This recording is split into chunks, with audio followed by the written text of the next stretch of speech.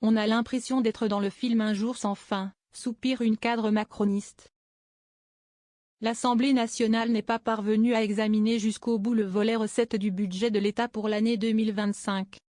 Écrasés sous les milliers d'amendements, les députés reprendront les débats le 5 novembre, après s'être penchés sur le budget de la sécurité sociale, examiné pour sa part depuis lundi.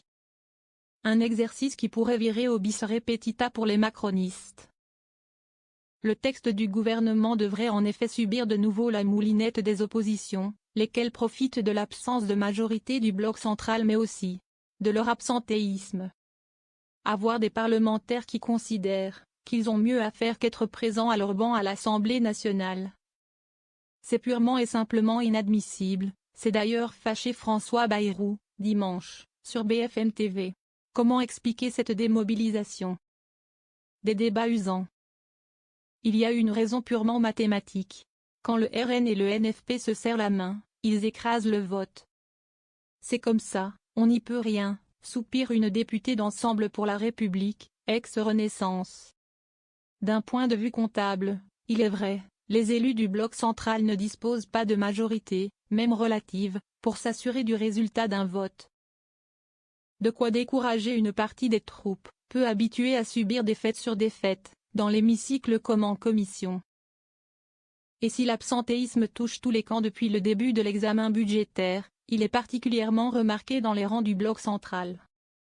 On aurait dû être battu sur plein de trucs s'ils étaient venus. Je dis pas à 100, mais si au lieu de venir à 20, ils étaient venus à 40. On sent chez eux une forme de lassitude, il n'y a que les plus motivés en séance, les plus idéologues, remarque un député socialiste. La mobilisation est relative, on ne va pas se mentir. Mais les surenchères de la gauche et les effets de manche font durer inutilement les débats. Soupire Xavier Albertini, député Horizon de la Marne. Quand on en est à débattre de crédit d'impôt sur les propriétaires de chiens, une proposition de l'insoumise Émeric Caron, finalement rejetée, cela use tout le monde, ajoute l'élu. La méthode Barnier en question. Le manque de motivation de l'ex-majorité s'explique aussi par la stratégie de Michel Barnier sur ce budget. De nombreux députés du bloc central font part de leur étonnement face au choix de laisser traîner les débats, au risque de voir la gauche et le Rassemblement national détricoter jour après jour le projet de loi initial. On laisse croire que le débat permettra de construire un budget correspondant au cadre fixé par le Premier ministre.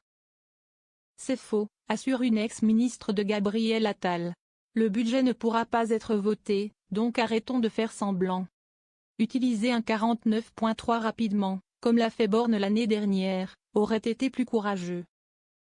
Si elle n'a pas été encore utilisée, cette arme constitutionnelle peut être dégainée à tout moment, même en fin de course, par le chef du gouvernement.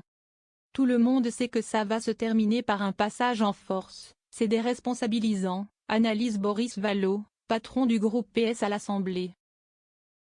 Les macronistes ne viennent pas débattre et préfèrent laisser le Premier ministre faire le sale boulot. Ils n'assument pas leurs responsabilités. Chacun sait que le budget final ne sera pas voté, dit-il. Le retour en circonscription. Malgré le coup de gueule de François Bayrou le week-end dernier, certains élus assument leur absence. À l'image de Carl Olive, député Ensemble, j'assume de pas faire le concours Lépine du plus présent à l'Assemblée nationale quand on n'a pas grand-chose à y faire de façon concrète et qu'on peut être bien plus efficace sur le terrain, dans nos collectivités et en commission. A indiqué l'élu des Yvelines sur BFM TV ce lundi. Ces derniers jours, plusieurs élus ont opté pour le retour en circonscription. Je comprends que certains privilégient la circonscription plutôt que l'hémicycle, sachant que le 49.3 est toujours d'actualité. Quand vous mettez 10 ou 12 heures à retourner sur votre territoire, ce n'est pas évident d'être toujours présent, répond Xavier Albertini. Le débat budgétaire n'est pas un 100 mètres, c'est un marathon, il faut savoir se ménager.